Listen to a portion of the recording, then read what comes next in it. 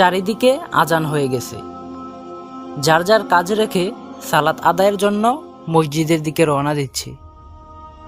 কিন্তু তিনজন ছেলে মসজিদে না গিয়ে বসে আছে। তাদের পাশের রাস্তা দিয়ে যাচ্ছিলেন জনাব আরিফ সাহেব। তিনি মসজিদে যাচ্ছেন সালাত আদায়ের জন্য। কিছুটা সামনে যাওয়ার পর তিনি সেই ছেলেগুলোকে দেখতে পেলেন। তারা মসজিদে না গিয়ে কি নিয়ে যেন আলোচনা করতেছে। তিনি চিন্তা করলেন তাদেরকে সালাতের জন্য আহ্বান করা দরকার। এই চিন্তা করে আরিফ সাহেব তাদের দিকে এগিয়ে আসলেন। কিছুটা এগিয়ে আসতেই তিনি বুঝতে পারলেন তারা কাকে নিয়ে যেন সমালোচনা করতেছে। তিনি তাদেরকে বললেন, ভাই, আজান দিয়ে ফেলেছে, আপনারা এখনো বসে আছেন, মসজিদে যাবেন না?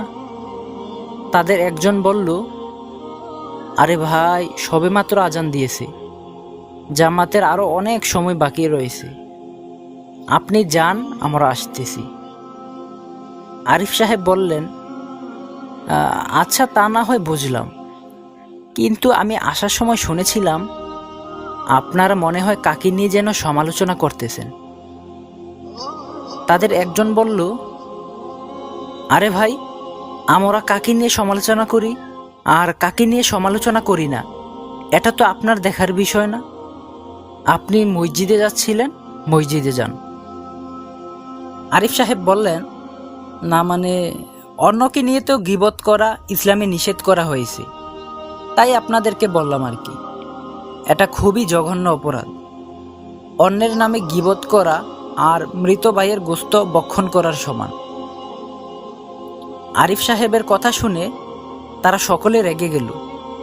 তাদের একজন আরিফ সাহেবকে ধমক দিয়ে বলল, আরে ভাই, আপনি এত বকবক না করে মসজিদে যান তো, আমাদেরকে শিখাতে হবে না, এগুলো আমরা আগে থেকেই জানি।